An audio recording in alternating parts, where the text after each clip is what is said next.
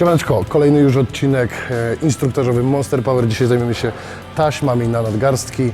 Jak wiecie, występują również 3 kolory, tak jak i taśmy na kolana, czyli są czerwone, powiedzmy dla zawodników wyciskających do 200 kg. Oczywiście to jest takie umowne, bo są zawodnicy, którzy wyciskają powyżej 200 i używają tylko czerwonych, jednocześnie wzmacniając swoje nadgarstki, ucząc się tego ciężaru. Czarne powyżej 200 kg, znowu umowne i niebieskie. Niebieskie wychodziły również sygnowane moją linią, czyli Monster Wagon.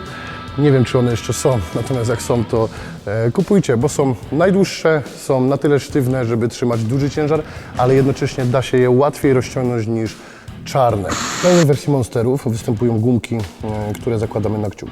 Nie każdy zawodnik je lubi, niektórzy po prostu je wypruwają. Ja sobie zostawiam. Najważniejsze jest to, żeby przed rozpoczęciem boju, czyli przed wyjściem na ławkę, na pomost, te gumki z kciuka ściągnąć, ponieważ sędzia nie da nam komendy start.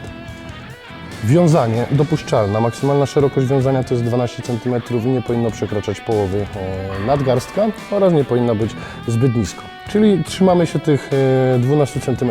To jest najczęściej sprawdzane przez sędziów podczas pobicia rekordu świata. Niektórzy po prostu mogą też zrobić to z czystej złośliwości i okaże się, że jest ten centymetr szerzej i nie zaliczą nam boju. To się zdarza rzadko, ale na zimne warto dmuchać.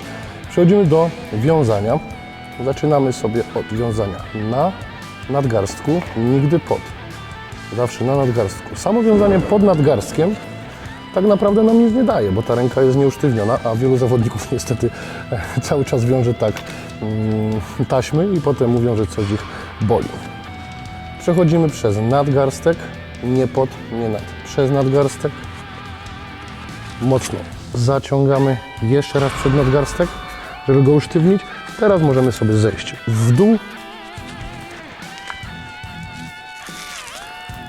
zapiąć rzep, ściągnąć gumkę, ustawić ją tak, żeby nam nie przeszkadzała podczas kładzenia sztangi na dłoni.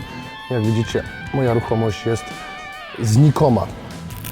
Taśmy same w sobie możemy zakładać, powiedzmy, od ciężarów już submaksymalnych. Jeżeli ktoś potrzebuje, taśmy mogą również działać przeciwbólowo w jakichś tam bólach nadgarstków przeciążeniowych. Natomiast jeżeli mamy stosować taśmy w celu wyleczenia bólu nadgarstków, to się to nie opłaca. Lepiej sobie odpuścić tydzień, dać odpocząć tym nadgarstkom i potem stopniowo dodawać taśmy wraz ze wzrostem naszego obciążenia treningowego. Czarne powyżej 200 kg, czerwone do 200, niebieskie jak kto woli. Na dzisiaj tyle. Mamy przerobione taśmy nadgarstki. Czekajcie już na następne odcinki instruktażowe z Monster Power, na które już serdecznie oczywiście Was zapraszam i przypominam. Jest tylko jeden prawdziwy kod, na który możecie zamawiać. Podobno na ten kod jest 20% zniżki.